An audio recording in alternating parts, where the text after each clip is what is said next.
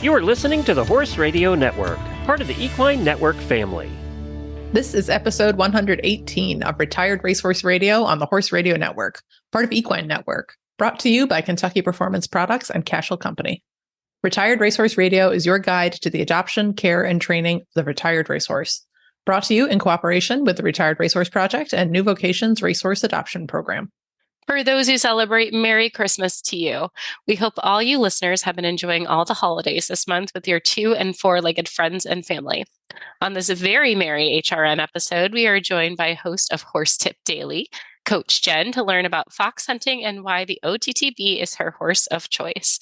We get a sneak peek into Natalie Keller Reinert's, co-host of Adulting with Horses podcast, if that name sounds familiar, her new book, The Makeover Horse. And we wrap this episode up with a bow with New Vocations, bringing you a training tip and our adoptable horse of the week. Stay tuned.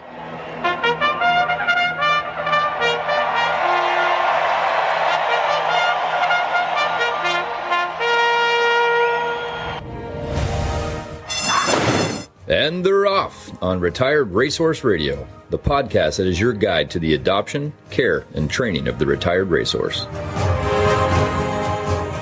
This is Joy Orr in Detroit, Michigan. And this is Kristen Kovach-Bentley in Jamestown, New York. You're listening to Retired Racehorse Radio. Kristen, it is Christmas Day by the time listeners are hearing this, although It is a few weeks ahead of time. So we're in all the holiday fuss period. The fuss. I love that. All the fuss. You're wrapping up with work stuff, end of year stuff. You're trying to think about what you want to do for next year. Trying to remember you didn't forget anyone on your holiday gift list. It's my biggest stressor. It's like, I've been very relaxed this year about holiday shopping. There is no formal list. Correct. So, I'm with you on that one. Yeah. Yeah. Like my mom will go to visit my parents and she, a couple of years ago, was like, no gifts. Let's just spend time together. And I was like, I love that. Let's do that. And then Eric's family does like a gift exchange, like draw a name in a loop kind of Secret Santa thingy. Except it's not a secret. So it's just a Santa thingy, I guess. But yeah, so you only have to worry about a gift for one person and there's no need to go nuts trying to gift everyone. I kind of like that. That's actually really fun. And I think you should call it not a Secret Santa. Yeah. Like open Santa. I don't know if we should say that. No, maybe not. That's So yeah, actually this episode's coming out late enough. I can tell you I am back to knitting again. So I am knitting my gift. So because I'm really trying to embrace the handmade Christmas. Don't buy things, which is really easy to do when you only have to give a gift to one person. I am only talented in food things, and that is hard to ship. So I try to shop small businesses as much as I can. So your gift is coming from a small business, which I'm actually really excited about your gift. It's small, but I think it's very sentimental. So I'm excited for you to get that. Yeah, actually, by now you maybe will have received your gift, depending on how well my baking goes. So this is like a fun time travel thing, right? Like we're recording this in early December. So you will know by the time this episode comes out. Listeners, she doesn't know yet, and I don't know yet either, if the baking thing I want to send her is going to work. So yeah, we'll find out. But and yours hasn't fun. Shipped yet. So we'll see if your package is stolen or if UPS fails me. Yeah. This is like one of the weird things I've done, because it's wintertime and I have a little more free time and the days are very short and the nights are very long. So I'm trying to just sort of embrace you're familiar with that Swedish Scandinavian concept of hygge, where it's just make things cozy. So I have started a sourdough starter. And the best part of a sourdough starter is if it works, you get to name it, and everyone always names them something very punny. So in the Facebook group I'm in, there's a lot of Bready Mercury. That's fun. Bredward Cullen, Frodo Baggins. Bredward Cullen. Stop. I love it. We're gonna hope for the best. I almost walked away. It's that's so funny. It's okay. Well, if it works well, bread dad joke. Yeah. So I'm so excited. I'm going to manifest that it goes well. I hope it goes well. Yeah. Or you'll get something else. So either way, listeners, at this point, Joy knows. I don't. I'm excited for it. I'm excited for it. Great. But I will say I definitely struggle this time of year with the seasonal depression and all that good stuff because it is dark. It is dark by 5:00. And this year it feels extra dark. And I don't know why. Maybe it's just maybe I'm the vaguely problem. To the existential dread of everything around us. It's fine. It's fine. I've been hiding reality for a really long time. So you will not get a mental breakdown on this show today. That is not as part of the menu. Nope. But white knuckle it. We're going to be okay. Yes. I actually do really like to make my house super cozy this time of year. And even going into January, I keep my holiday decorations up just a little longer, just to make it a little less bleak. And then by the time I get to February, I start to think about spring and get excited for that. So then it becomes the spring clean and declutter and all that good stuff. So if you're someone like me who struggles, keep your Christmas tree up just longer, keep your, fireplaces decorated, whatever it takes. Oddly enough, having your coffee by candlelight in the morning is super soothing. Don't turn the kitchen light on. Just light a candle. Highly recommend. There's something like deeply instinctual about humans and like a flame or a fire. And I think the candle kind of represents that into like, you're not going to have a bonfire in your living room, but you can have a candle on the table. Yeah. And there's something very inherently cozy about that for sure. Yes. And a warm drink. Yep. Candlelight. Like we do our tree outside because cats. But we keep porch tree up for usually several months. I love put bird seed in it. Yeah. We actually haven't gotten porch tree yet. We're slacking a little this year. We haven't gotten ours either yet. Yeah. It'll be like someone else. You can't because your dogs will take it. True. Yeah. Good point. Yeah. We'll figure something out. It'll be fun. So. Although I'm surprised Lark hasn't tried to take the tree yet either. Yeah. Well, I think because she likes to watch the birds come out of it too. Like the pointers, they don't distinguish between like a duck or a pheasant and like a sparrow. So they're like, oh, bird, it doesn't matter what it is. So they're great. They're a mess. Oh my gosh. So, but do that. And then also try to get outside, folks. Like if you can, I know it's dark, but like if you can like take a little walk at lunch break, like just getting out into the fresh air, even though it's really cold. Like, it does make a difference. Really and helps. I think my neighbors think I'm absolutely insane because I actually put on like headphones and was jamming out while walking my dog in the snow. But I actually had a really fun walk and I was like dancing with her in the street. It was like, okay, well, I am now known as a crazy lady in my neighborhood, or Hallmark movie star. You could be the whimsical. We could be either girl way with the dog in the neighborhood. So considering I definitely have like horse girl winter aesthetic, meaning I look like I just scavenged for my clothes out of a box. Okay, maybe it's unhinged creepy girl in the neighborhood. I don't know. Yeah, unhinged Christmas girl. It's all good. It's all good. Me and Tova, we had fun. We had a really good time. Nice. But it did make, a pretty cold night a lot more fun for both of us. And the last one, not the detriment of this podcast, because we want you to listen. But another tip, don't get on your phone right away in the morning. Like take a slow morning, even if you have to be somewhere quick. Like don't get into the hustle and bustle. Don't think about your to-do list. Even if it's just your first 10 minutes of the day, like find something you like to do and just do that. So for me, I wake up, I pet Tova, and I like to make my coffee. And that's like my little ritual. I don't want to get on my phone, although sometimes I break that rule. I'm trying better, but I am very excited for our episode. But before we dive into all that good stuff, I do want to hand you your flowers because earlier this week, this is at the beginning of December for everyone, you shared a great article from the RRP, and I just think it's super important this time of year as people are adopting horses that your OTTB and even your off the track standardbred is probably not a rescue. And we need to probably stop that narrative of you rescued them. I know it's controversial, and I know they're all our sweet, loving baby angels, but a lot of them came from great situations. Right.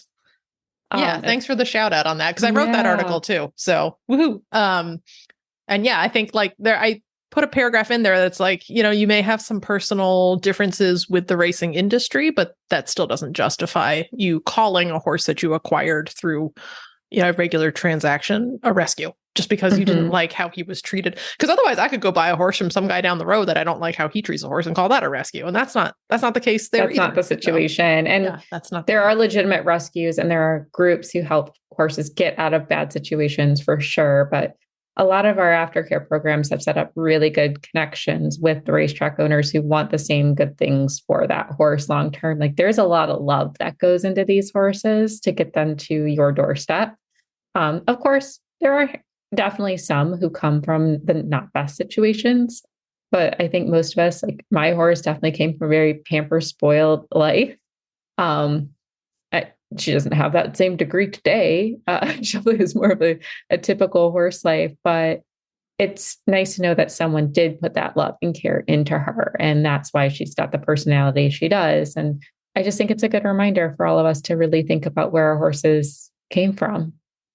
Yeah. And yeah, in case anyone's thinking like, well, Kristen maybe got her horses through great connections and Well, out west was a legitimate rescue. Like Ashley pulled him out of like off the meat lot with his stickers on, so like that is a rescue. And I don't want to sort of like gloss over his experience by saying that all the horses I have are rescues, because the other two are not, So yeah, I think, every horse has a story, and let's just make sure we're using the right words and not glossing over too much in their backgrounds, because yeah, especially, these racehorses were all purpose bred for a very specific reason, and a lot of thought and planning went into them. So yes, absolutely. Yep, honor absolutely. that past.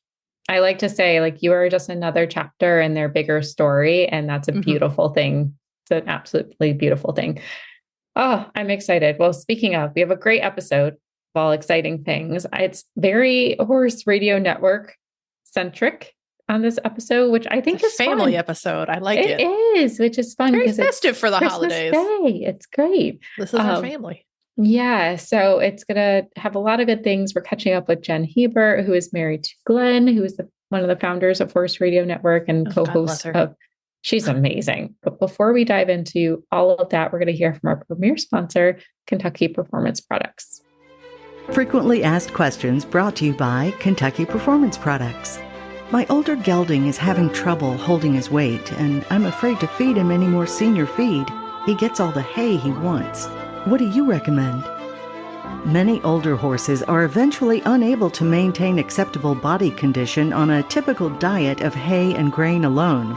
When you want to add calories without the risk of digestive upset, we recommend Equijewel Rice Bran. It is an excellent source of easy-to-digest calories for older horses.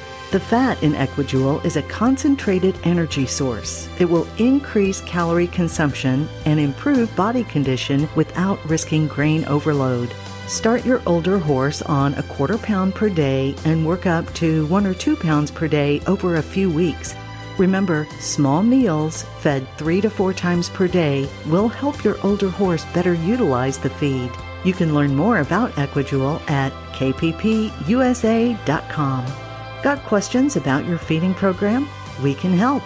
Email Karen at questions@kppusa.com or call us at 859-873-2974.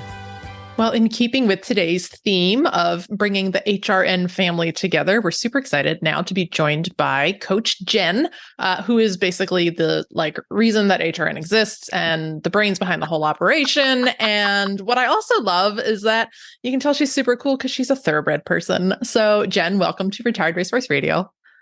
Yay! Talk about all things OTTB.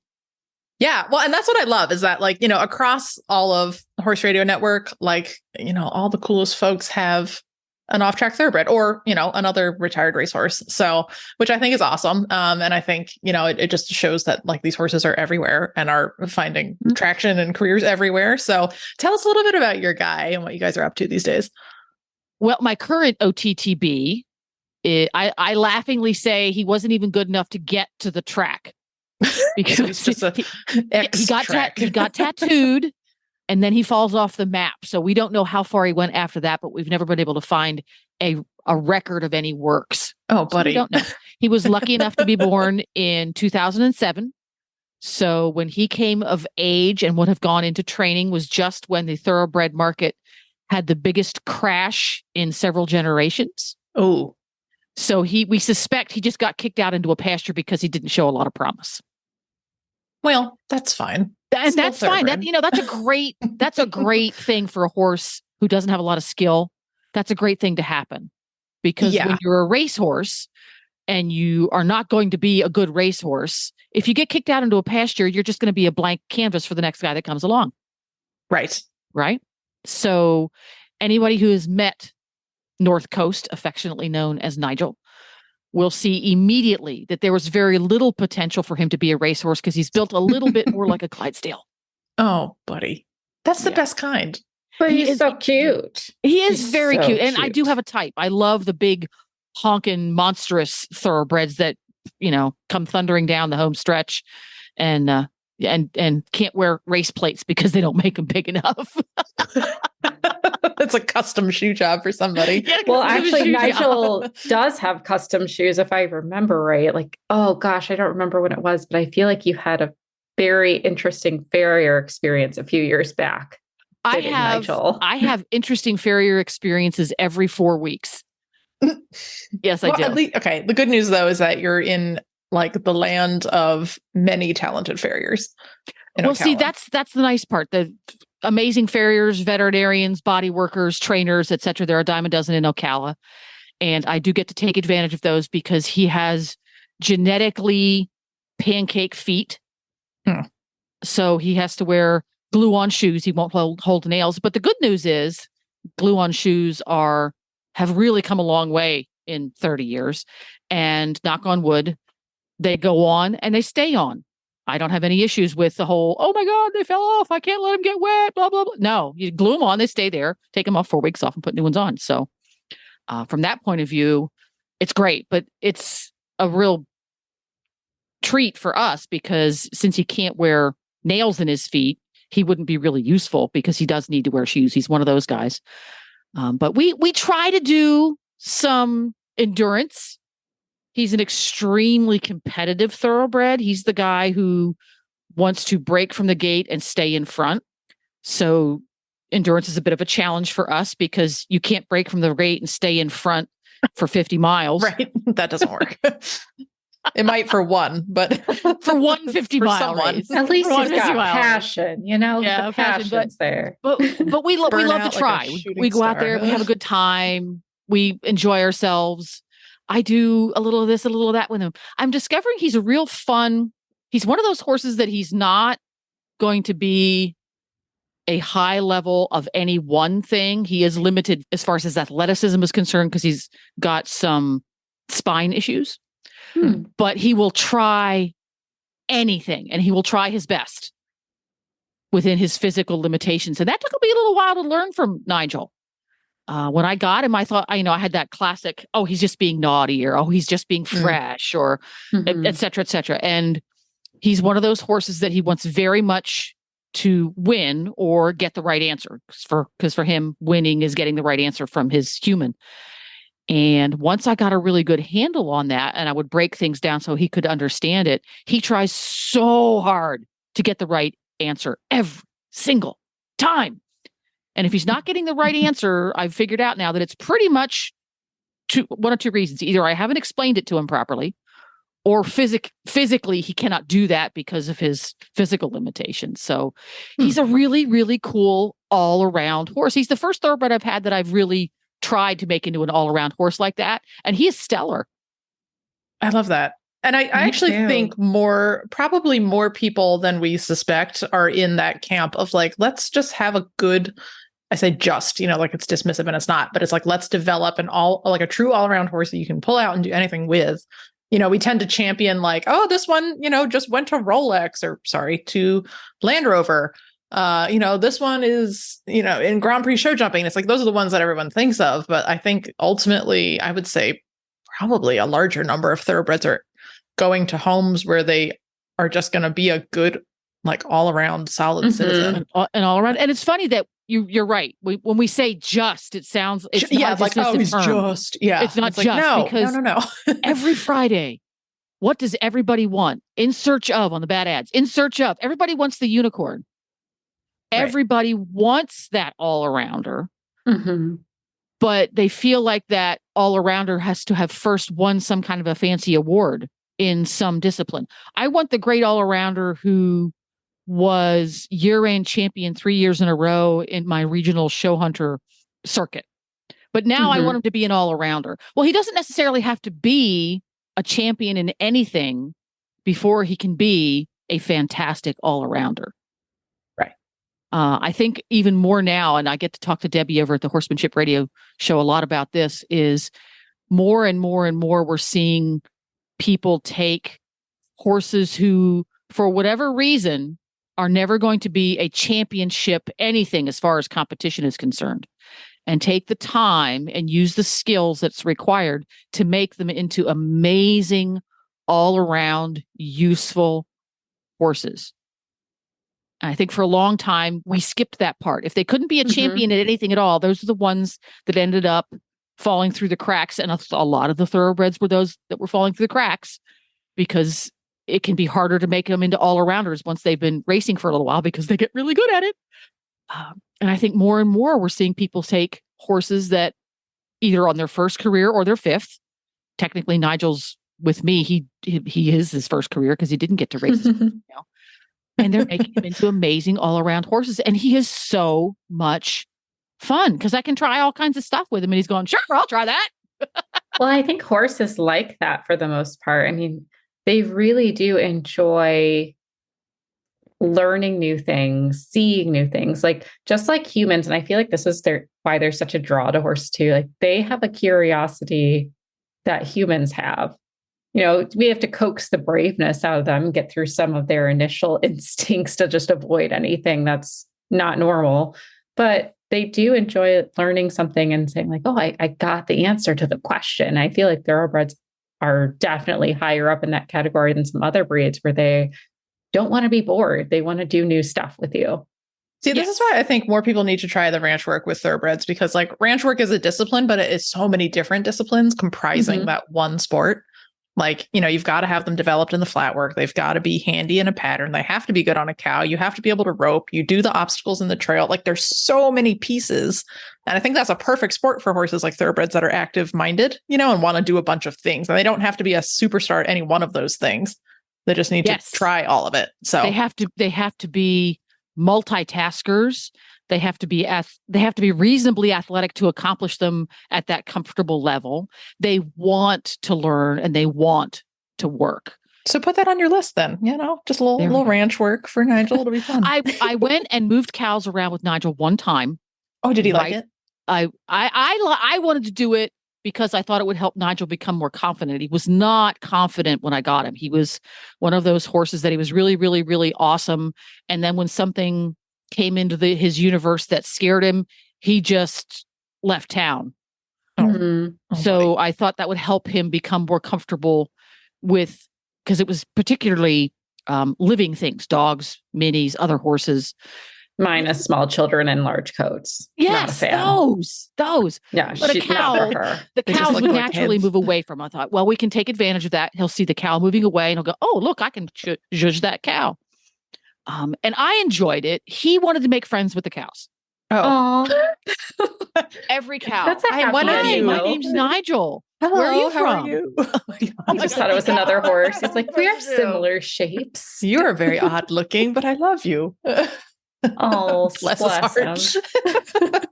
Okay, so not the most assertive cow horse. That's fine. Well, I want to try it again. One of these days. He wasn't scared of him though. Yeah, that's he wasn't scared of him. One of these days, the stars will align, and I will be able to get him to another fun cow session, because here in Ocala, like every other discipline, we have lots and lots of little groups that get together in the evenings and play around with cows. So it's very much available here. So I would love to try it again because I enjoy it. I love that. Yeah. And you know, that's perfect for a ranch roping horse, because Jobber likes to go into aggressive, then the cattle are running, and it's a lot harder to catch them when they're running. So it's perfect. Yeah. Nigel can just sneak you right in there and you can just drop your rope on whatever you want. He'll jog gently up to them, come to a comfortable stop. Right. And nuzzle. Nuzzle, yes. You don't mind if I put this rope over your head, do you? Oh. He's just, you know what? He's asking the cow for consent, and like that's Nigel is just forward thinking. Yes, it's all good. It's all good. We're too consenting. HR approved. Thank you. HR approved ranch roping. Oh goodness. Send your complaints, I guess, to my email. It's fine. Well, I know, speaking of like all around horses, another discipline that people like to get into is fox hunting. That tends to not be the first choice for most riders. It tends to be something they go try if there's a local hunt near them, and then they get addicted, but they might have other things they're doing in the process. And Jenn, I know you used to be an avid fox hunter. I don't know if you're still going with Nigel these days, but I would love to hear about kind of your history in it and what you love about it. What I love about fox hunting. We'll start with that. I love to watch the hounds work. So when I go out fox hunting and I have a sufficient relationship that allows me to be up close to the hounds, I so enjoy watching the hounds work because it really is an art form to take a pack of dogs, and I call them that on purpose, and get them to find a scent and go and chase it. Because this is all Mother Nature. There's no rehearsal. Mm-hmm. And everything you do, you have to get it done correctly the first time. There's no rehearsal. There's no warm up. There's no do-over. There's no second class. So when the hounds strike on a line and off they go like a bat out of you-know-where, and you have to go along, you have to follow certain rules in that you head off. There's 25 of you and you need to be in a certain place. And there's all kinds of fancy rules for that. So you have to be able to ride your horse among 25 horses, 15 of which you've never met before, frequently in countryside you have never laid eyes on before, at a dead run, and you don't know when you're going to stop. You don't know when you're going to turn. None of those things are ahead of time. That's what I love about it, is the unpredictability. You just don't know until you're there. And I love that challenge of doing that. I don't fox hunt Nigel at this point because his brain is not suited for fox hunting. I took him out twice. Okay. And it was meltdown both times. He's just too competitive. He must be in the front.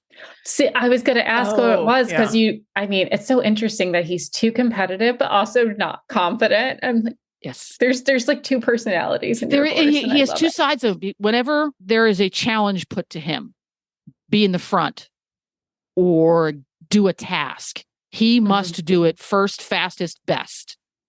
And that's one of the things I'm really enjoying about him right now, is that we do a lot of positive reinforcement training with him, which helped him gain a lot of confidence. And he has figured out that when I put a task to him, there's liable to be a reward. And just the idea of there being a reward, for him, the reward was winning the race or getting a cookie at some point. He is so overmotivated, way overmotivated. I have to be very, very careful not to reward him too often because it amps him up. And I find myself with a horse who all I'm trying to do is open and close the gate, and he's dancing in place. Let me do it quick. No, we opened the gate really gently. So he wasn't quite suited for fox hunting. I do take him to a lot of hunter paces, which are something that fox hunts put on for riders to practice their skills and to help raise money for their local hunts. It's basically a cross-country course that you go out and ride at what they call a hunting pace, and that's different for every fox hunt. So you have to be familiar with the hunt who's putting it on to get the ribbon. But then you go out with 2 or 3 of your other friends, and I always arrange it so I go out with horses and riders who are comfortable with the type of pacing that keeps him from having a meltdown.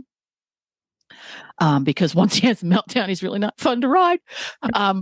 So I do that a lot with him. Yeah, I do a lot of those hunter paces. But fox hunting my thoroughbreds, I've had several who are just amazing. And the ones that I've had that were great fox hunting horses, all of them were war horses who had a lot of starts, who had raced at least into their 6th or 7th year. And so the one horse raced until he was 9. Wow. All of them raced at mid to lower levels, but mostly I think that was just because that's the horse I could afford to buy. And all of them did not have any fancy breeding up close. But again, that might just be because I didn't have the budget to buy one that had that kind of, because even if he's not a racehorse anymore, if they've got fancy breeding up front, you're going to pay more for him. But the horses, I love the war horses. They've got good brains. By the time they've had 75, 100 starts, they've been standing there at the racetrack, till they're 6, 7, 8 years old. They've got to have some pretty solid brain matter to live in that pressure cooker lifestyle, right? Yeah, they know what they're about. They know who they are. Yeah. They know who they are. And if they're not Occasionally you'll get the one who's just too heavy. Once he grabs the bit, he's going to run the race with or without you. They're not so great for fox hunting unless you're the master. They make good master's horses or they make good whip horses. But if you're in the field, I love me a war horse that's had a whole crap load of starts. And you get out there and all the young horses are dancing around and acting stupid. And they just go, talk to the hand. It's going to be a race. Well, fine. Just take your time. I love it. And probably for them, they're like, okay, yeah, this is just another thing we do. That's cool. It's just another thing we do. We're going to go out and we're gallop for a while. We're done. We'll take a break. There's some hills. There's some dogs. Everything's fine. Everything's fine. And I don't think any of my thoroughbreds over the years have ever had an issue with a hound, because obviously if you have a horse who is uncomfortable around canines or, heaven forbid, would like to kick at one that brushes past his legs, not a good fox hunting candidate. And I've not had any of those. They've all been great about it. Yeah. Oh, that's awesome. Yeah. When you mentioned earlier, you mentioned like, oh, the glue-on shoe has come along in the past 30 years. I was actually going to ask you, like, how do you think the OTTB maybe is either the same or different in 30 years? Like compared to some of your first horses that you've gotten? Do you notice a lot of trends or differences, or, still sort of the same quality animal? I think we're finding the horse. I found the horses to be more robust than maybe 30 years ago. Oh, interesting. And again, we were dealing with a lot of horses that were bred or ended up in the lower end tracks. An allowance is about as high as they would get.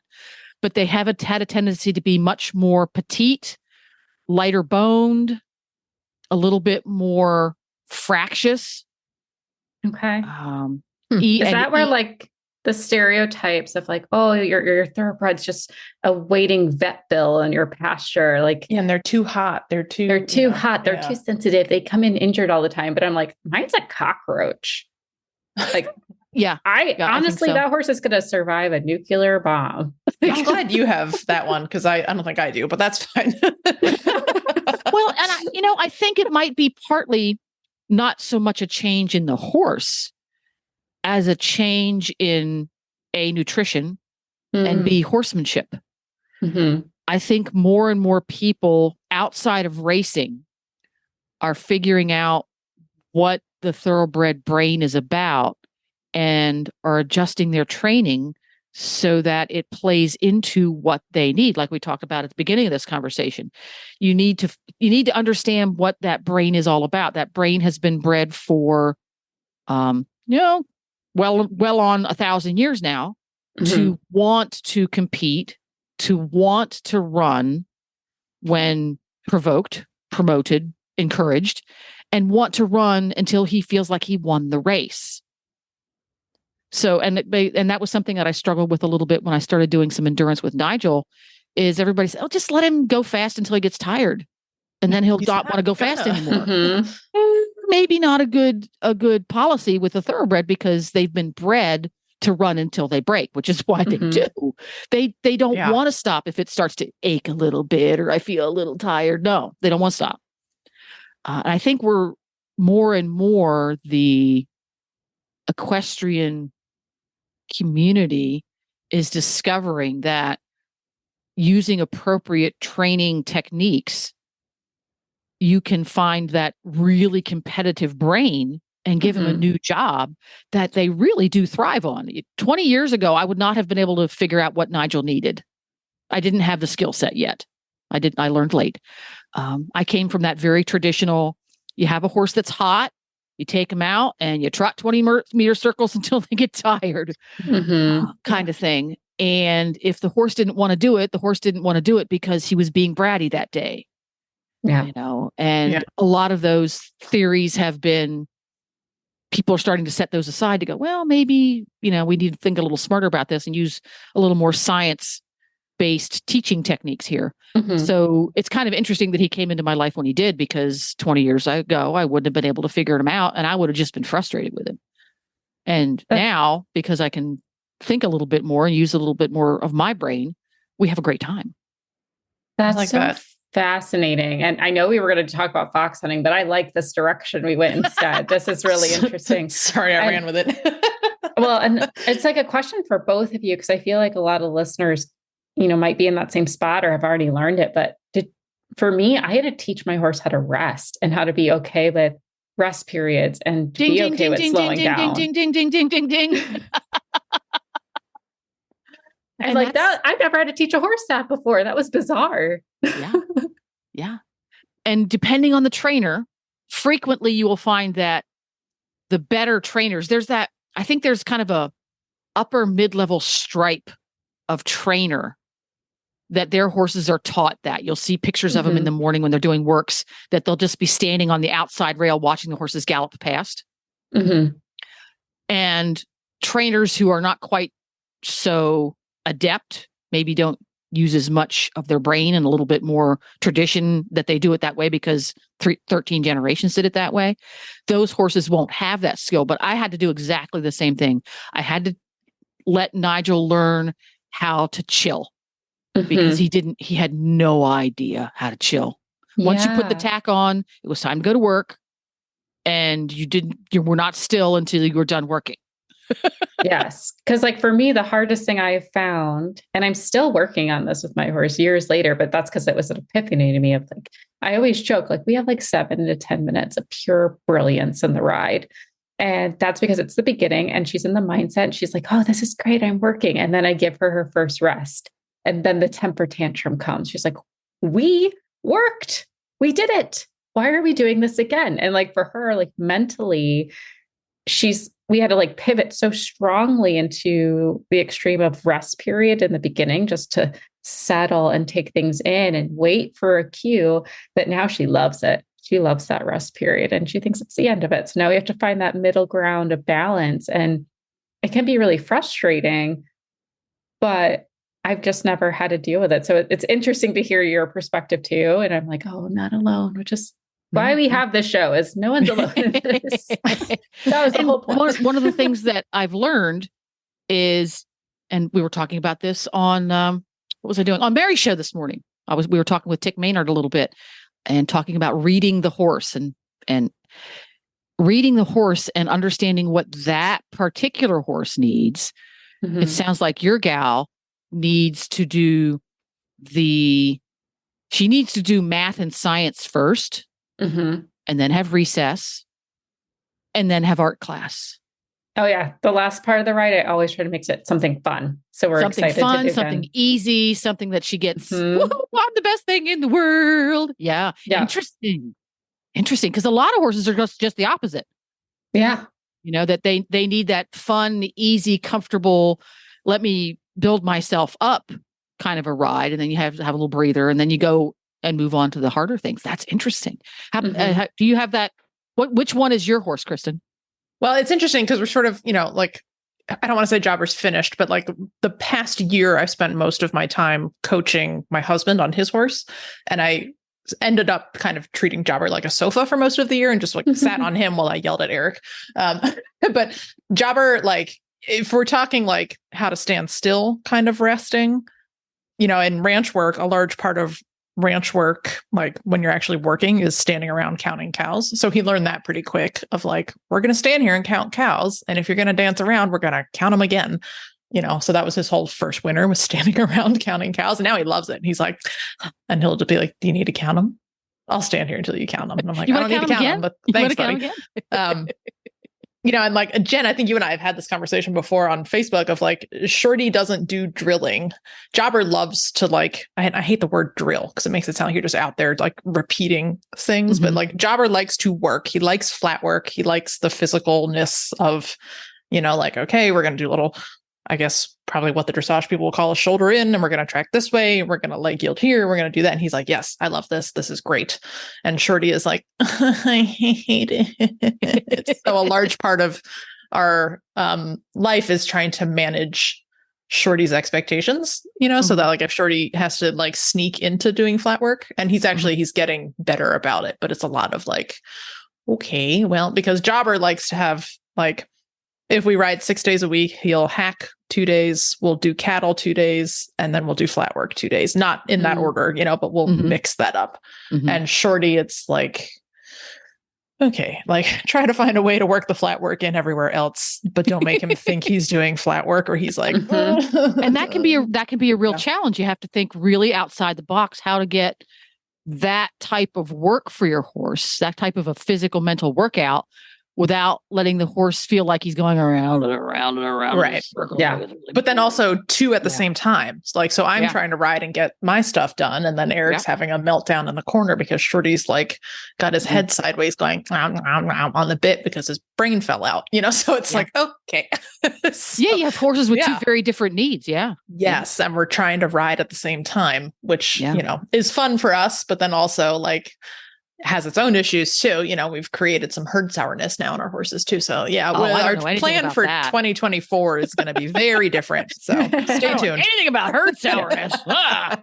Yeah. Oh my goodness. I think we could do like a whole episode on just everything we're talking about, but I know we're coming up close to time. I would love to wrap up on kind of these areas that I'm going to try to sum everything up that we've been talking about, which I think is a lot about horse mindset. But Jenn, I would love to know, so you've traditionally had thoroughbreds who you could take into fox hunting, into the show jumping ring. And now you have Nigel, who's different. Like he's like, let's go on adventures. Let's, do this endurance thing. Show me new stuff. For you, like, what do you look for in a horse to know this is what I'm going to be good at, or this is where I have strengths? Like, I feel like you're in the same learning spot as the rest of us too, because this is all new to all the horse world. But what have you taken away so far? I think try your best to objectively listen to the horse. It's really hard because when I got Nigel, I got him so that I could fox on him and maybe do some little show jumps, maybe even do a little event here and there. I haven't done an event in 30 years. But to do all those things, I always did, and discovered very early on he wasn't suited to it for various and sundry reasons. So rather than go, oh, well, just sell him on to the next guy, I was like, no, I really like riding him. I really enjoy riding this horse. Let's find other things we can do that you and I can both enjoy, which ended up creating, like, I've never tried that before, but hey, why not? That's basically what we did, because I didn't get him to be an all-arounder. I got him to be a fox hunter. Didn't work out. So if you're getting if you're out shopping for OTTBs and you have a singular goal in mind, for example, you want to get one that's going to fox hunt, or you want to get one that's going to event, or you want to get one that's going to do working equitation, find some basic skills, the very core of the skill set that discipline requires, and test that first. For Nigel, that skill set was riding in a group of horses at speed. That was the first skill set. If your horse, whatever breed he is, cannot ride in a group of horses at speed and keep their brain about them and keep their senses about them, he's not going to be a fox hunter. Now, when you start out riding in a group at speed, I'm going to use my air quotes, might be going out for a good fast trot around a large pasture. Okay. Because you have to bring it to that level of that baby horse brain, whether that baby horse is 4 years old or 9 years old. If they can't handle that kind of thing after a few tries, he's probably not going to be suited to be a fox hunter. He needs to have that brain be able to go, adrenaline goes up. Okay, now we're taking a break. Adrenaline goes up. Now we're going to take a break. Not his skill set. So that's, I think, where for me, fox hunters need to be. And I think horses who have spent a lot of time at the races, and also thoroughbreds who have had second careers as polo ponies, are also good at this. Really good at, let's go out and be athletic and run like crazy. Okay, we're taking a break now. Okay, we're going to go do it again. They are really good at that. So those are two places you can look, That's awesome. And it does make me think too, is like Astrid is built more like a hunter, but her brain does not fit the hunter ring. She hates if there's more than 2 to 3 horses in the arena with her. She gets so offended that they're interrupting her day. I could never imagine her in an equitation class with a bunch Nigel of other has to race every horse in the warm-up ring. He must race them all. Oh, mine becomes a German Shepherd and just he's a terror in the warm-up ring. I feel so bad for the little kids. Yes. Yes, but like dressage, where the full spotlight is on her, she loves it. That is her element. She loves having a full spotlight on her at any time. So anytime she gets to have that, she thrives. But maybe just go in, if you don't necessarily have a discipline in mind, but don't go in too limited with a vision for a horse. If there's a horse you like and you like their personality and their conformation and you have fun riding them, be really open-minded at the end of the day of what you can do with them. Yep. Absolutely. Try stuff and throw spaghetti at the wall and see what see what sticks. Yeah. I also think keeps us young too, I just want to add a caveat to that though, that like, if you are really into a particular sport and the horse is not suiting the sport, like it is also okay to move on too, absolutely. Like the worst thing you can do is try to put a square peg in a round hole, right? Right. And like, if you are a hunter rider and you cannot bear doing dressage for the rest of your life and your horse cannot jump or cannot do the hunters, like, you don't need to make yourself miserable either. No, absolutely. So yeah, don't try to put the round peg in the square hole, but that goes both ways. Don't also put your own, self into something you don't want to do either. Know what you want. Absolutely. Know what you want. Yeah, I mean, I wanted an all-rounder. I wanted something to play with. And I knew getting my horse, it was a make your own adventure situation. But there are a lot of people who know exactly what they want to do and why they love doing it and finding that right horse for you. And if you just help them get to their next step, you're just a great chapter in their longer story. Yeah. And if you get that thoroughbred into your life that doesn't turn out to be the show hunter you wanted it to be, if you've done right by the horse and put those basics on that horse after his track career, whoever comes and makes him their very special pony next will be one step ahead, because every horse, regardless of their discipline, needs those same basics. And everybody needs to start with those regardless of what discipline. So you've gotten those basics started, but golly, once you started going down the road of, okay, we're going to do some show hunters, and sorry, a little bit too race brained to be a show hunter. Maybe he wants to be an endurance horse or an eventer. He's got those basics. He knows how to stand quietly. He knows how to hack out alone. He knows how to stand comfortably for the farrier. He knows how to take a break during a riding session. The person who comes along that gets him next, you can inform them of that. You say, no, he's not going to be a show hunter, so don't get him. But you've got those basics there. And I think that's really big, is don't just throw them away. Right. Put those basics on him. And now you can help find his next forever home. Yeah. Absolutely. Always do that for the horse. This has been so fun, Jen. I think we definitely need to have you come back. Like, your knowledge and your experience, it's just the fact you're one of my favorite people to talk to. Yes. It was a pleasure. I've been wanting to have you on the show for a while, and I'm really glad you were able to come on. Well, thanks for having me over. I love to OTTB geek out. This is fun. It was super fun. And for listeners, if you also find Jenn as beneficial as we do, you can listen to more of her tips on Horse Tip Daily, which is another show on Horse Radio Network. Jenn, thanks again. And we hope you have a very Merry Christmas. Well, I'm here with Tony from Cashel. You all know it from the ads you hear all the time on this show. But we're at the trade show, and this is the point of time in the year where we find out what's new coming out. So what's Cashel have new coming out? Oh, we've got a great lineup of 32, 34 wool top pads. So describe them. 5 different colors, real vibrant, bright, sharp-looking pads. What makes them different?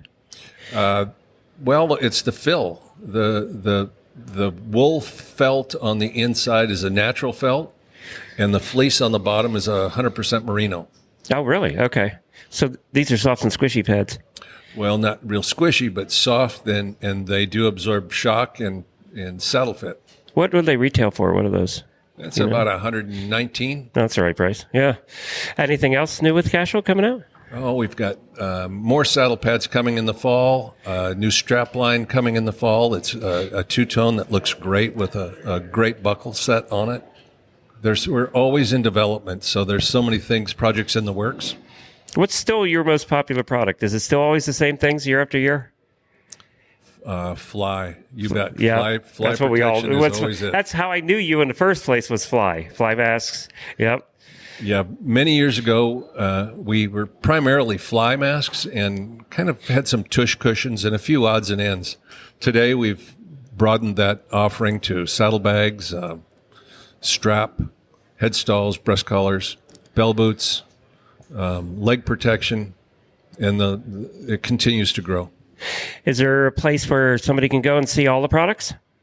Casualcompany.com will give you a good offering. There you go. Well, thank you, Tony. It's been fun seeing you again.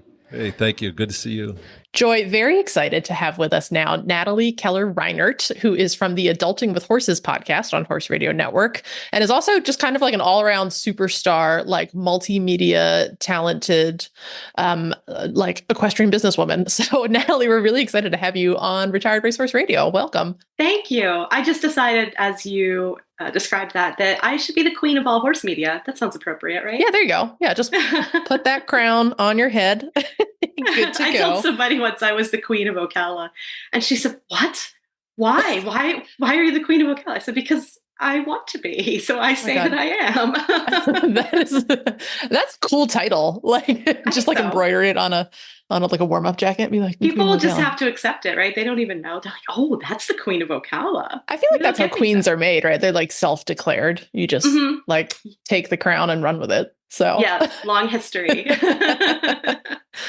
Awesome. Well, yeah, let's start with your show. So you are a co-host of Adulting with Horses. So tell us a little bit about that show, because we've never done any kind of collaboration with you guys, which is a problem. So this will be the start of it. We have so much in common.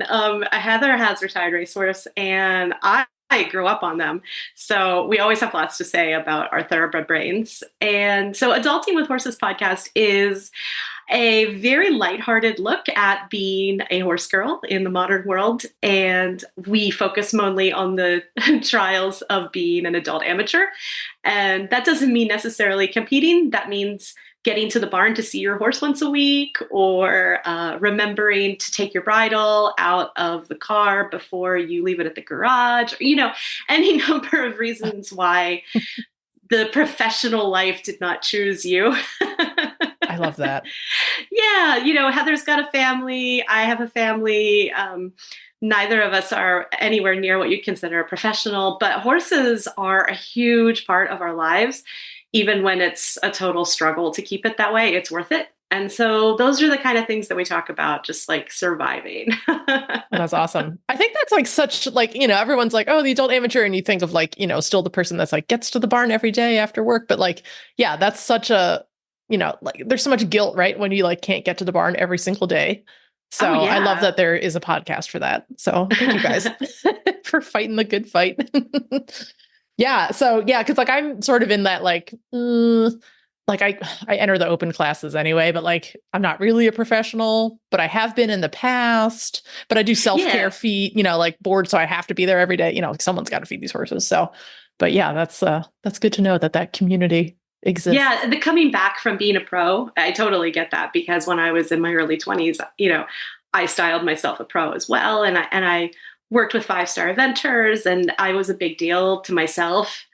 And then you come back when you're in your late 30s or early 40s or maybe later, and the world has moved on without you. Like I had to learn. I had to not just relearn a lot of stuff in the saddle, but I had to learn about all this newfangled stuff like saddle fit. Like what? You fit every saddle every time. It used to be such a point of pride to have your beat up saddle in the back of your car that you could put on any horse. Oh no.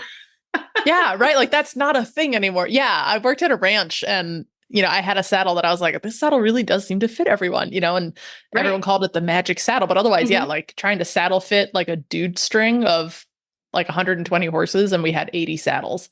So trying to find the perfect fit, for one guest to ideally use the same saddle all week long. Ooh, yeah. Yeah. And it's amazing, because you just think like now, right? You just swing that saddle up and go ride. And it's like, oh, no.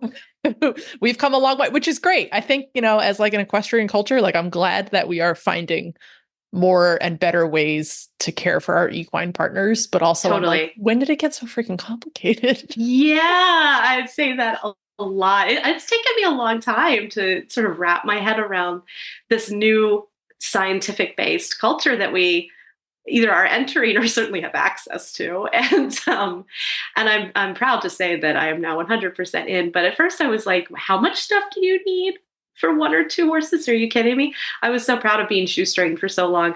But that's, be proud of poverty is never the most important thing.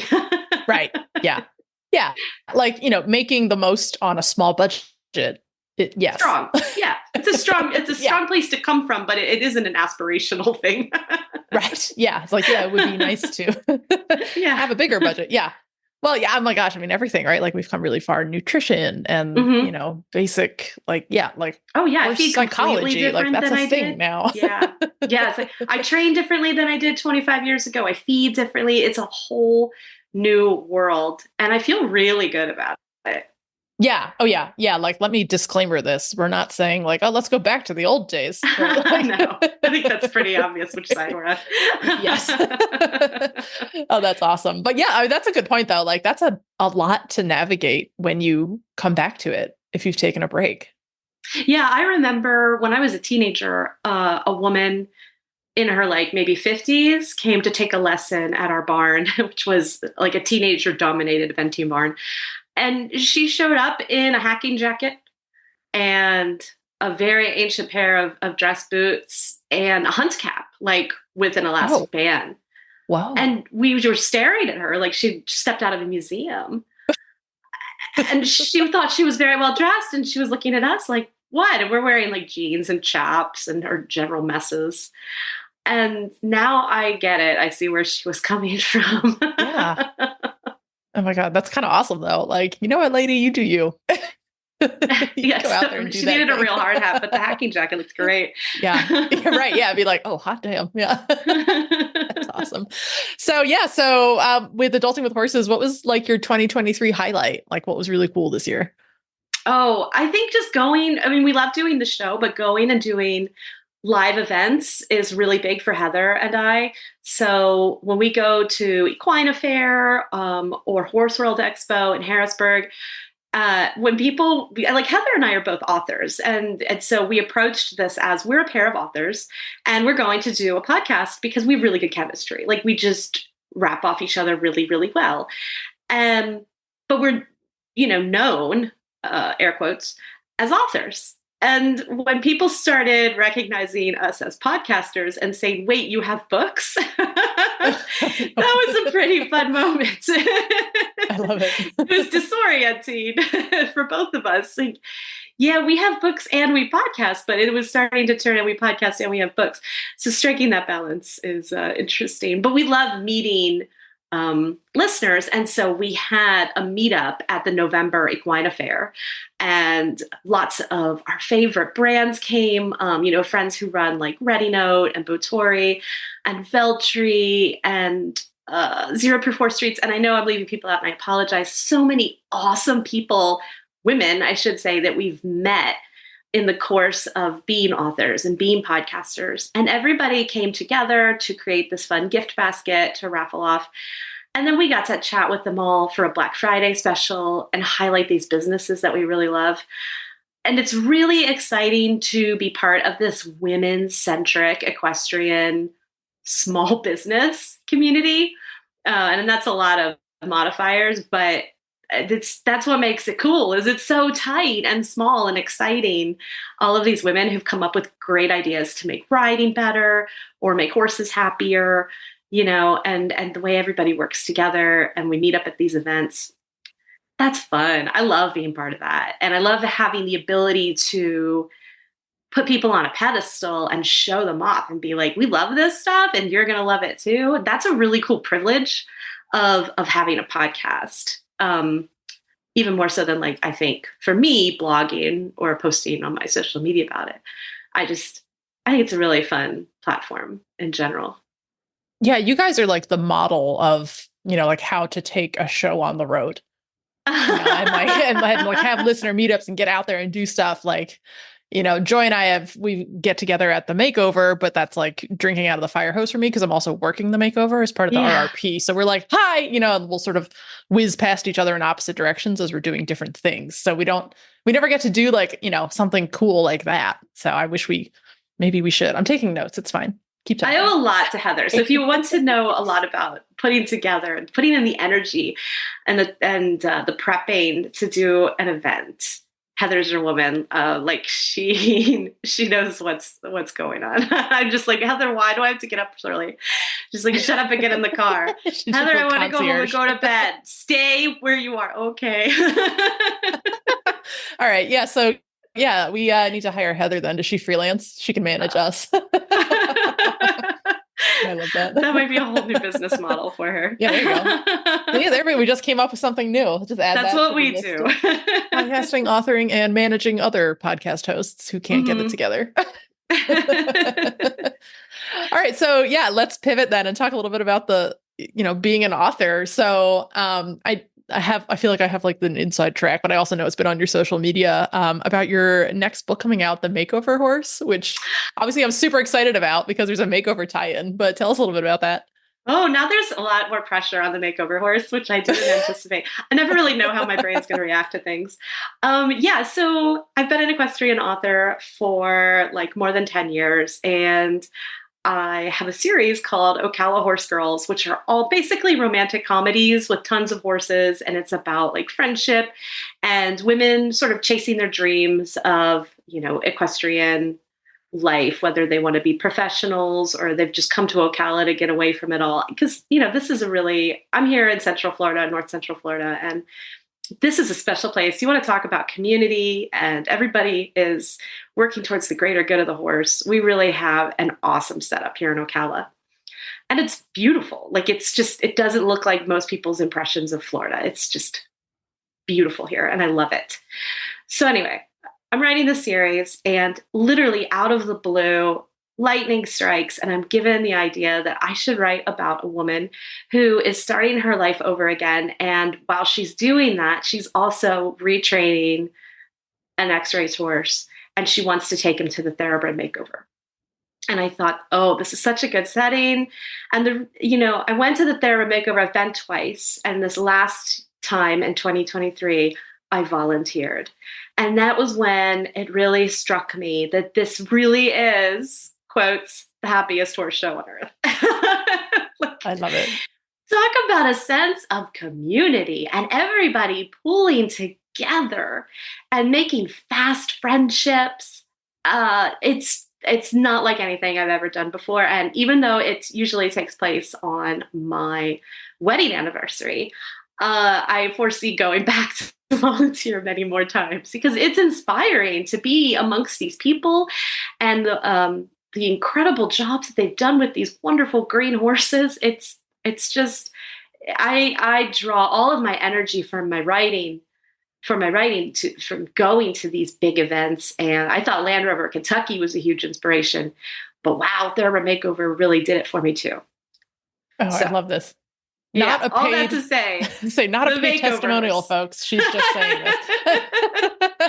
It's going to the makeover volunteering absolutely had repercussions, which will echo throughout the rest of my life, including my married life, because I promised I wouldn't have another thoroughbred. And that conversation has changed significantly with my husband. So be warned. We can hook you up. We know where to get one. Exactly. We know where to get many. Yeah, I'm no stranger to like, surprise, I brought a horse home. I drove past OcalaForSale.com building the other day and I said, oh, I got my last retired racehorse from OcalaForSale.com. But yeah, so the Makeover Horse is, I'm halfway through it and it's on pre-order now and it'll be available at the end of March. And it is the 5th book in Ocala Horse Girls. And it brings back characters from all 4 of the other books, plus Pete and Jules from the Eventing series. Oh, that's so cool to tie all your books together. Like, they're not in separate universes, right? Like they're all everyone is firmly in the Ocalaverse. So I love this. I love this. I also have to say, when you first reached out and you were like, hey, would it be okay if I set this book at the makeover? And I was like, well, yeah, let me just run it past our staff and, make sure that works. And like, I didn't even finish the pitch. And everyone was like, oh my God, hell yeah. So yeah, like many thumbs up. We're very excited. Is like, for me, I couldn't ask for better news. It's some of the best news I've gotten all year, because that just, that means that I am connected with the community I want to be part of. Like, I'm on the right page. I'm doing the right thing. The right people are okay with working with me. You know what I mean? Or anticipate working with me. And so I'm really excited to hear that. And I'm so glad that we are in some small way sort of collaborating on this. Yeah. Well, and vice versa too. Like, for us to have, like, from the RRP side, for us to have like cultural relevance essentially in the equestrian world is huge, that it's not just this thing that we do. Like, it is like, we know it's a bucket list show and that's fine, but also like, oh my gosh, like, someone wants to set a story at that event that we put our blood, sweat, and tears into. Like, that's really moving and humbling. So yeah, thank you on behalf of all of us, because we thought it was awesome. So, I have to say, when you talk about relevancy, the march forward that this Retired Racehorse project has sort of enhanced the thoroughbred journey. When I first started really writing for an audience, I was writing about retired racehorses. I started a blog called Retired Racehorse in, 2008, maybe? Like, pre-Facebook is open to everybody blog. Oh yeah, back in the college days. Yeah. So I had a blog. It was on WordPress, and then it was its own .com, and I blogged every single day. I went and I got a horse specifically to write this blog about. And then it turned into this big celebration of thoroughbreds, whether it was retraining or when I went to work at the racetrack, I wrote about that so that people could get an inside view of what these horses learn at the racetrack and what their lifestyle is, because I thought it would give people a better opportunity. If you know what your horse already knows, then you can make better predictions about the way they'll behave for you when you bring them home or when you take them to a show. And I had always found that people seem to underestimate what thoroughbreds could do the day you brought them home. But yeah, we're talking, this was 100 years ago in internet years. And this blog used to reel in thousands of hits per day. Wow. And that's where my writing career really came from, was writing about retired racehorses. So to see it now just grow and grow and grow every year, it's thrilling for me. Absolutely thrilling. Because I feel like I helped push that. Oh, absolutely. Yeah. Into popular sort of culture, horse culture. Yeah, that's so cool. It's really cool to just, to see how this movement has grown, but then also, the different ways that the thoroughbreds are changing people's lives. If you say that sort of helped launch your writing career, like, what a cool thing for the horse to do, adjacent to the racing industry, which is where everyone thinks of them. And it's like, oh my gosh, like one horse can serve so many people in so many unique ways, Yeah. That's awesome. Yeah. Yeah. So I kind of I think I ran into you in passing like once or twice at the makeover while I was, zipping around with my hair on fire. So that was your second makeover, you said? Yeah, I went, I think 2 years ago. Yeah, I went 2 years ago on my way to Quarter Horse Congress. Oh, okay. Where I was working at Taborton Equine Books for a couple weeks of Congress. So we stopped in Lexington and I said, oh, yay, I want to go to Thoroughbred Makeover. So we went and caught a little bit of the action there. And so we decided to go up this past year and have a weekend in Lexington. And I said, right, I want to volunteer. I had been asked to be a vendor with some friends. And I just, I love being a vendor because I love, connecting with readers in person and meeting new people. But I also really love volunteering at horse shows. Like, I'm kind of obsessed with volunteering at events. And so I said, I really want to get to know what the feel is, and I want to give back to the community. So I'm not going to vend at this one. I'm going to volunteer. And so I signed up for a couple of days and I put myself as floater, which meant that I was willing to do whatever. And so I walked in the first morning not having any idea what I was going to be doing. Pro tip, I think that's the best volunteer job because you will get to see and do so many different things. So yes. Yeah. It really was like I worked in show jumping and I got to drive a golf cart around Kentucky Horse Park. Hello, that's awesome. And I worked on trail, which is something I know nothing about. And I saw thoroughbreds barrel racing. That got really memorable really quick. That you know what I'm talking about. The beer was excellent. So, and everybody was awesome and nice, which was my anticipation. I will tell you my favorite position was working info desk, which is hilarious because I have no info. Yeah. That's awesome. Yeah, it hits my skill sets really, really hard. Like I was a concierge at Disney World. I was a manager at Disney World. I was a park ranger in New York City. And so being a person who answers questions is kind of, it's like very much in my skill set. Yeah. I'm like, oh, I can be in charge. No, that's not a problem. I've been in positions like that and you're like, I do not have the answer for you, but I will talk to you very, very nicely while I figure out who has that answer and I will go find that person for you and everything will be great. And I think I legitimately answered that exact line several times. Like, I don't have that answer, but you hang tight and we're going to find that answer. And I'm pretty good at that. I worked in theme parks where you generally have no idea what's going on and you just smile and make the best of it. That is a rare skill set. Like that is an underappreciated and undersold skill set for sure. Like, and that is a thankless job at the info desk. So thank you very much for being there and holding down the fort. My pleasure. Oh my gosh, that's funny.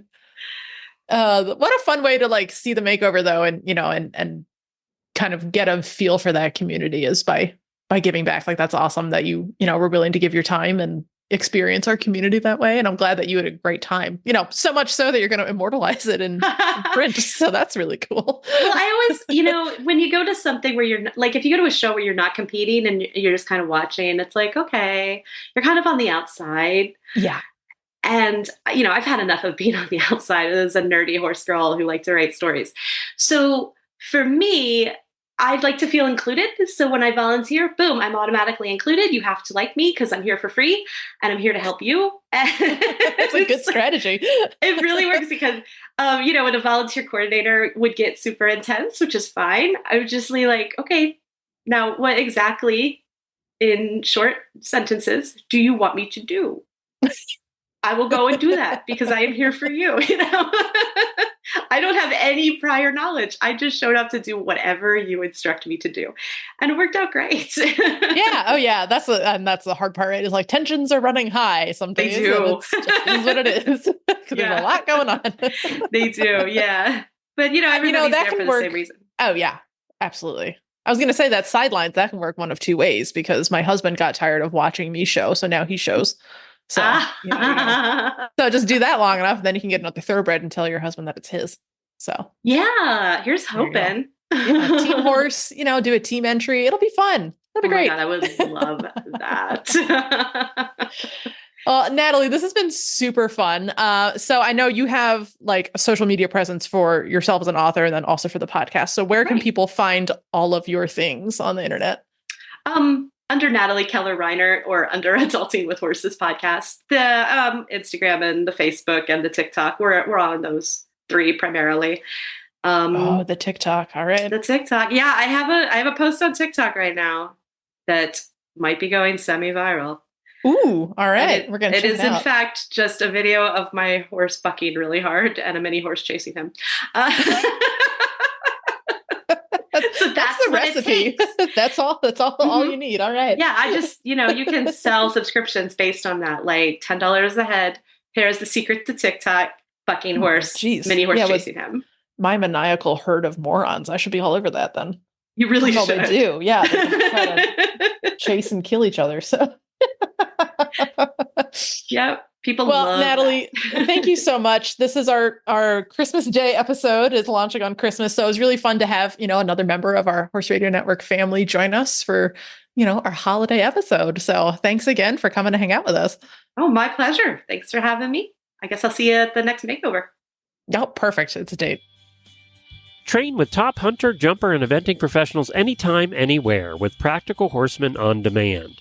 Your membership gives you access to hundreds of how-to training videos taught by top-level hunter, jumper, equitation, and eventing pros. Exclusive interviews and lectures, slow-motion demonstrations, insider access to private clinics and lessons, and step-by-step tutorials. New content is always being rolled out, so there are always new videos available on the topics important to you. Join now for just $24.99 a month and take your training to the next level with Practical Horseman on Demand. Well, happy holidays, gang. If you have a little bit of downtime this weekend when you're listening to Retired Racehorse Radio, because it is Christmas break, and you are thinking of throwing your hat into the ring for the 2024 Thoroughbred Makeover, now is the perfect time to head over to therrp.org and log in, and you can start drafting your application. Because the application process is a little bit long and complicated, we have decided to open it for drafting, so you can go in, you can fill everything out, you can hit save, and you can come back to it later. So that is super useful for getting all of your ducks in a row to make sure your application is as strong as it can be. And then starting on January 2nd, you can submit that application for realsies. So get everything organized now while you got a little downtime. And then starting January 2nd, we will happily see you all signed up. Do not forget that in 2024, we not only will have the traditional retiring racehorse division, but the former broodmare division is now official. Last year was the pilot program. This year, it is here to stay. So we'll be following pretty much the same rules as last year. You can check out the rulebook at therrp.org for all of the details, but we are excited to welcome both former racehorses and former broodmares in 2024. Even under the best circumstances, travel is stressful for horses. We've all been there, stuck on the side of the road in the middle of nowhere. You can make the journey knowing that US Rider is there for you. Get peace of mind on the road with US Rider's nationwide 24/7 roadside assistance coverage for both you and your horse. Join today at usrider.org. Well, it has been a very festive and fun episode so far, and we are now coming up to the end of it, which is always very difficult, but we're going to wrap it up with a bow, if you will, excuse my pun, with Leandra Cooper from New Vocations. Welcome back to the show, Leandra. Well, hello. Thank you for having me. Thanks for joining. It has been a whirlwind, I'm sure, with all of your New Vocations specials happening. I know prior, and listeners, I have to say we're doing a little bit of time traveling in this episode. We are couple weeks ahead of Christmas. So I'm guessing what's happening in Leandra's world. But she texted me and said, what horse should we feature? And I was like, my guess? Who knows? Who knows? Because they all go like hotcakes this time of year. So how have things been at New Vocations? Absolutely wild. It's nonstop here, and every day feels like a marathon. That is just in the holiday spirit. Yeah, I was trying to reference something that had happened earlier in the week, and I was just talking to my assistant trainer, Julie, and I was like, man, when was that? She just looked at me and said, yesterday? And I was like, man, that feels like so long ago now. Wow. Just yesterday, huh? Okay. Yeah, I had the same feeling. Like on Tuesday morning when I woke up, I thought it was Saturday. And I was like, was Monday that intense where I thought a whole week went by? That is intense. Yeah. It is that kind of time. It is. So it is. December time is just an idea. It doesn't make any sense. And it's too dark, and I don't know what's going on. Yeah. So all the days run together. It's just a land of eternal night. It's fine. We'll get through it. We'll be okay. We will get through it. We're all doing great. Yes. But what I do like about this time of year is I feel like we're all working on slowing down with our horses and getting back to those foundations. And this actually came from a listener asking about how do you enforce the change of lead for the canter? My guess is she's going with the flying lead change, but I thought it'd be kind of fun to break it down into a couple segments over the next few episodes. So Leandra, can you give us your best tips on what foundations do you need to have in place first before you start thinking about a flying lead change? All right.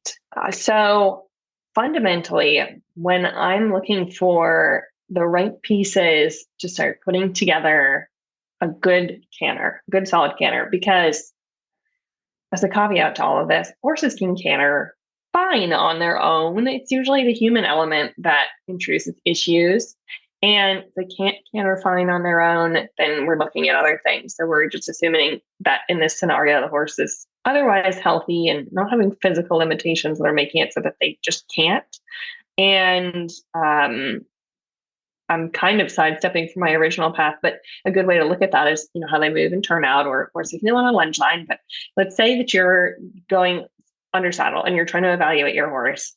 I'm first going to be looking for the fluidity in their shoulders and in their haunches. And if they don't have that, you're going to be having a harder time, not only just in transitions, but in them having the right balance in themselves, not to mention when you add a rider, in being able to pick up the correct lead. So fundamentally, I'm looking for looseness in the shoulders and the haunches. And some of that you can feel in your seat, especially if you're used to kind of feeling for that. But if you are trying to assess that and you're struggling to just feel it, then like with many, many other things, I like to start with lateral work. And when you're doing that under saddle and you're asking them to move off of their forehand and their hind end, being able to do little shoulder ins, what you're looking for is not just that they can do it, but also how they do it.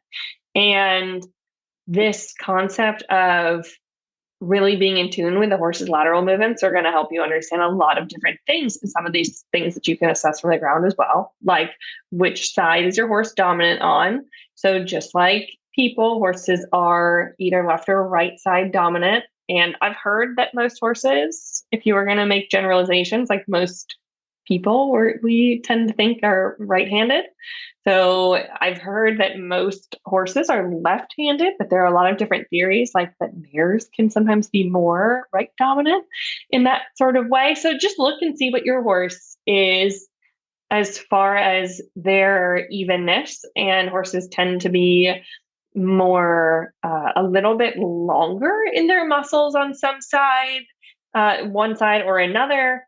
And that can make it easier for them to bend. That can mean that their muscling's different, and that can change your saddle fit. So it's kind of like you really have to start from the bottom and start to tune into all these little things that we're going to build on in building a proper canter so that we can do a proper lead change. So it's kind of like stacks on stacks on stacks of different things that we look at. So I like to start this on the ground, looking at them on the lunge line or the long line. You can start noticing these little things about how your horse is built, how they use themselves, and where those issues might be. And again, as I like to do in a lot of different ways, we're going to take a slight detour, and I'll give you an anecdote about today when I was looking at a horse who has had some foot soreness, but who, when I threw a rider on, looked really off, and in a way where I was going, yikes, what's going on with this horse? And so I decided to have the rider get off. And when we had the rider off his back, he all of a sudden looked a lot better.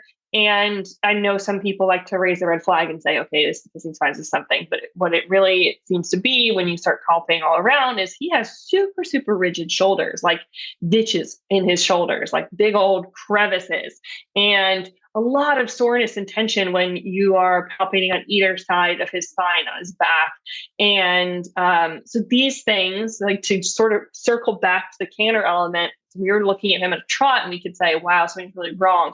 So what we were noticing was, okay, his muscles are really not loose enough. They don't have the suppleness. He's not ready to have balance or any sort of productive gait. So again, paying attention to how they're able to move their all four limbs and how they're putting that together, because when they can't comfortably line those things up, you are not going to be able to have a direct line of communication with them, because there's always going to be sort of energy flying out one direction or attention going elsewhere. So if we are really saying from the bottom up, we need to be building this proper canter so you can build a proper lead change, we have to also acknowledge how they're moving so that we can then have this direct line of communication. So start from the ground, work on lateral movements, and where you find those sticky places is where you need to spend more time and energy,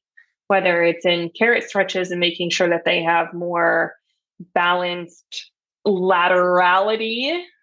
I like it. Is that a word? It is today.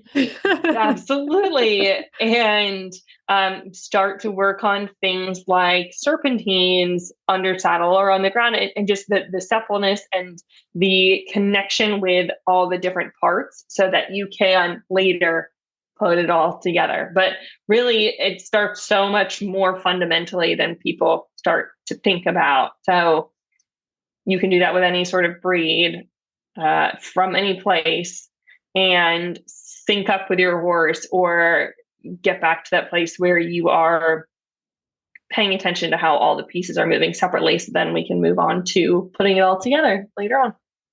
I love that feedback. I think it's a good opportunity for those who, poo-poo on dressage riders. This is your chance to shine, dressage riders. Like, the training scale is a really good place to start saying, like, okay, what do I need to hit? And it is that rhythm, it's the straightness, it's suppleness, it's willingness, like all those things coming together. I know with my horse, I have not worked on flying lead changes because she gets so tight in her rib cage. We're still working on not bracing against my leg and starting to fall in. So that stamina, can you hold your canter and you feel good and you go through corners without losing momentum? Like, those are the things I like to look for. I'm like, okay, we're ready to go to the next step. So this is super validating for me, because sometimes I'm like, it's going so slow. And then I get discouraged, but hearing this is really motivating. I also like the shout out to lateral work too, because from the Western perspective, from how much lateral work we tend to do in the Western disciplines, to me, it always looks like the English disciplines do not focus on it enough, or at least not in a way that would set us up for success. So, on a Western lead change, all I'm doing is just laterally asking the horse to step the other way, ideally. So if your horse is laterally broke in both leads, then you're pretty much good to go. Yeah, it's a really good foundation. It wasn't until I was taught to ride Western, and that was sort of like the fundamental work, and sort of built on into Gymkhana kind of stuff. But it wasn't until I was really focusing on those disciplines that I think that I really understood what collection was. But it's just funny because it really is. We give so much credit to the English disciplines, but it was Western disciplines that taught me to have that understanding and to have a totally different perspective on handiness, and things like transitions started to have a totally different meaning, being able to really sit a horse on its hind end. And that's all stuff that has fed into my training style and focus in, even if I have an English saddle on. But I think that handiness absolutely, they have to learn the same fundamental things. Any horse who is well trained is going to have the same fundamental pieces to some degree. Yeah, and then at that point, it doesn't matter what saddle you put on it. A broke horse is a broke horse. So as a former Western rider, I highly encourage cross training. It just makes you a more functional rider long term. Right. And it's kind of like with clinics, like, what's the worst that happens? Like, you hear something that you don't agree with and you don't bring that information home. But like, on the flip side of things, you could learn something that totally changes your perspective and you could grow from it. And that's how horse training is. You pick the bits and pieces from everybody that works and you make it your own. So exactly. I love it. I'm super excited to keep building on the series, but we do need to feature our adoptable horse of this week. And that is Instinct. Tell us a little bit about this very cute mare. Oh my God, Leandra. This horse. Tempting Kristen, tempting all of us. I love Instinct. So with her bar name Bugsy, which I will also candidly say that we also just call her Stinky sometimes, because Instinct, Stinky, it kind of flows like a little stink bug. And I just love her. So she's a 2021 mare, and she's so stinking cute, right? We could say that, a little play on words there. But she also is coming to us with just having had a knee chip removed. It was surgically removed, so she's kind of good to go and doesn't have any known limitations. And so at this point, she's a totally clean slate. She is barefoot and very easy in the way that she eats and the way that she handles and just basically everything about her. So for us, it's really been about getting to know her personality because she started a little bit shyer and she was kind of quiet, but we've just seen her really bloom into a wonderful, beautiful prospect that has shown us some really lovely movement, both when she is at liberty and then with a rider on. And she has a very carefree style and attitude. I think that she is the type of horse who grows very incrementally. So she remembers and builds on experiences, which is a really, really valuable quality to have in a horse and makes her a prospect for basically, I mean, so many different directions that she could go. And she's still growing, so she needs time, but she has such a sweet, cuddly type personality. You just want to like squeeze her all the time. She's so cute. And I'm really excited to see what she develops into. So she is looking for her person. We have our adoption fee special going on right now. And there is truly no better time to adopt from us than now. So definitely check out her profile at horseadoption.com, as well as any of the other lovely horses that we have up online at this point, because they are flying out of these stalls. I can imagine her little face. Like at every picture, she's so like cute. Her little ears are up, her little eyes are focused. She's like, hello. She's got that like Barbie horse vibe. She's very cute. It's like everybody looks at their eye, and what she should, because it's like a window to their soul, of course. But it's like, look at her eye in these pictures, and she's just like, hello, are you looking at me? Every single, like, that's her all the time. Oh my God, she just ears. is like, hello, like real talk. I'm sending her link to my trainer right now because we're shopping. So I'm like, yes. Ooh, added bonus. I snuck a little peek at her Equibase page. She was a $150,000 yearling purchase. So y'all, this $3,500 adoption fee is a steal. And then you can tell everybody that your horse probably costs more than their imported warm blood. And I know we're seriously. If it's going to be about bragging rights, like, oh my God, yeah, this thing is bred. She's lovely. Bred really, really well. She's built well. And I love, like, she's just got nice forward momentum as she's trotting around in these videos. Like, she's so soft on her feet. It looks like she just floats. Like she never touches the ground. Make sure you look at her at Liberty video. And full disclosure, I hadn't even like groomed her going into this because we didn't think we'd be getting a video. So she's got like little mud spots and stuff on her. That's entirely my fault. But I was so enamored by her. I was like, we have to capture this. She's so cute. She kept going over all the poles by herself with no prompting. Like, we just let them kind of like go loose, and we'll ask them to move up to a higher speed, to get a little bit of trot, a little bit of canter in these videos. And she just was like, you want me to do these poles? Oh, sure. She's so precious. Leaps over them, and she just is like, I'll do this. This seems fun. And I was just like, look at her. I also like in that Liberty video, she has like distinctive gears of trot. Like, she's like, here's my working trot. Here is my extended trot. And now back to working again. I was like, whoa. Yeah, I think she would be a lovely little adventure. Yeah. She could do anything. Literally could do anything. Like, as you said. Yeah. And she's 15.3 as a 2-year-old. So she might get a little bit bigger too, but that's the perfect size. Perfect size for anybody. And it's that, it's the whip too. Like, just looking at lots of different horses, like she has a nice depth to her where she's not really fine boned. Yes, she's young, but she has good bone and she has a good solid shoulder. She's got a good solid haunch and she's built pretty correct. So it's like she really could go in any direction. And she's eligible for the 2024 Thoroughbred Makeover, which is why I texted her to my trainer. We'll see. But if someone else beats us, they're going to get a really, really nice mare. You have to look at the picture where she's kind of looking over her shoulder. She's kind of looking back, and she's so precious. She's just so precious. God, she's going to turn into a really big bodied horse, I think. Yes. She's going to have that warm blood look. And she's going to be great. I know we mentioned that we're recording ahead of time, but the adoption special is still going to be going on by the time you're hearing this on Christmas Day.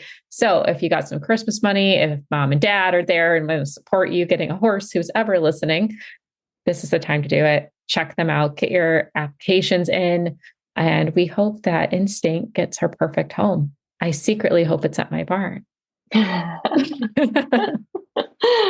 Yay. Well, thank you, Leandra. We appreciate you spending this time with us, and we hope that you and your family have a very merry holiday. Well, thank you very much. And to you all as well. And as usual, thank you for having me.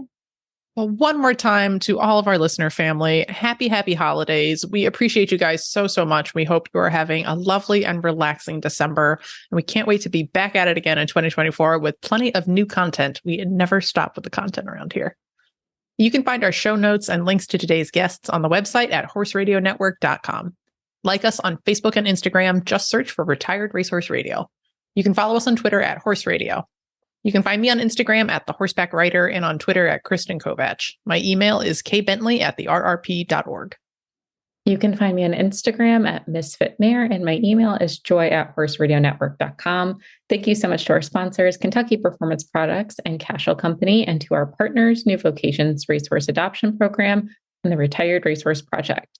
Don't forget to check out all the other shows on the Horse Radio Network, part of Equine Network, at horseradionetwork.com. Remember to set your goals high and love to learn from every ride. And add more leg. Happy New Year's, guys.